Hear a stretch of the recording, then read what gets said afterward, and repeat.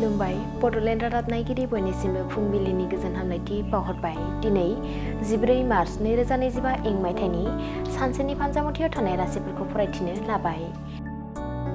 मेष राशि देहाया हरखाबै लोरबां जानो हागौ। सानाय सुनाय बेरामजों भुगिनांगोन। जानाय लोंनायाव सांग्रां थानांगोन। वृष राशि खस्थ' सहायनांगोन। गोजान लामा दावबायनायनिफ्राय गोजानाव थानाया गाहाम। देहा सावस्रिखौ जोथोन लानांगोन। मिथुन राशि सुथुरजों सोफै खालामजानाया जोबस्रांगोन। लोगोफोरजों मोजां सम बारहोनो हागोन। गोसोखौ गोजोन मोनगोन। कर्कट राशि मावनो लानाय खामानियाव हेंथा फैगोन। गोसोनि साननाय लुबैनाया फेलें जागोन। दुखु दाहाजों साना बारलांगोन। सिंह राशि गावनि थाखाय सम बारहोनो हागोन। न'खरनि सुबुंफोरजों गोरोबलायनानै थानो हागोन। जानाय लोंनायजों सम बारलांगोन।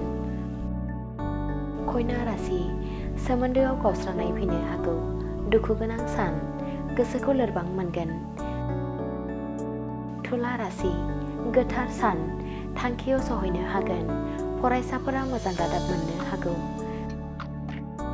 वृश्चिक राशि नाजानाया जाफुंसार जागोन। गोरलैयै दावगानो हागोन।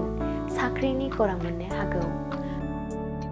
धनु राशि गोजोन गैयै सान।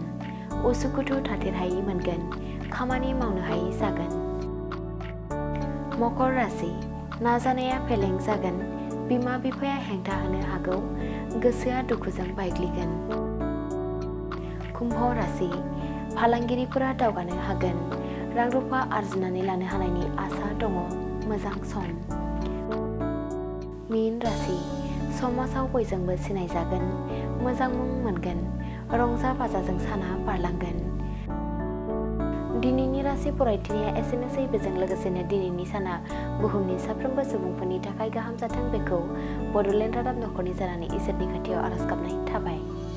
थाखो 5 आरो मेट्रिक आनजाद उथ्रिसार जागोन फरायसाफोरनि थाखाय गोजोनथाव रादाब। गोनांथि आरो मोजां खाबुफोरखौ लानानै गुन गोनां सोलोंथाइ होनो नोंथांमोनखौ नेनानै दङ बड'लेण्ड स्टार एकाडेमि क'क्राझारआ। 2024 इं मायथाइयाव क'क्राझार थिथागुरि समबाय मावख'नि साखाथियाव गोदानै गायसनजानाय बड'लेण्ड स्टार एकाडेमि क'क्राझाराव 2025-2026 सोलोंथाइ बोसोरनि गोदानै मुं थिसननाया सोलिगासिनो दङ। बड'लेण्ड स्टार एकाडेमियाव 6 थाखोनिफ्राय 9 थाखोसिमनि फरायसाफोरा बर' बिजोङाव आरो 11 थाखोनिफ्राय 12 थाखोसिमनि फरायसाफोरा बर' बिजों आरो इंराजि बिजोङाव मुं थिसननो हागोन। बेनि थाखाय आरज बिलाइ आरो पान्डुलिपि बिलाइगासिनो दङ। 11 थाखोनिफ्राय 12 थाखोसिमनि फरायसाफोरनि थाखाय आखा-फाखा आरो रोंगौथि गोनां फोरोंगिरिफोरखौ लानानै साइन्स, कमार्स एन्ड आर्टस मोनथाम स्ट्रिमनि सायाव फरायसाफोरखौ गुन गोनां सोलोंथाइ होनानै बायदि बिथिंजों सोरगिदिं जौगाखांनाय लाबोनो साखाफारा क'क्राझारनि थिथागुरियाव थानाय बड'लेण्ड स्टार एकाडेमिया।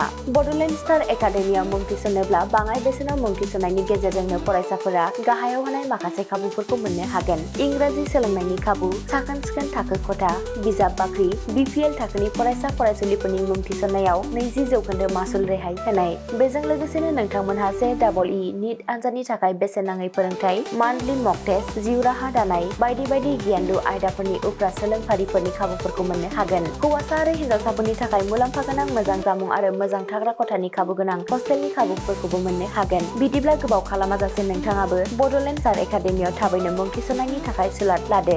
आबुङै मिथिनो थाखाय जानबुं अनजिमा 6000349997 एबा 7638008149 एबा 6003494371 आव फोनांजाब खालामदो।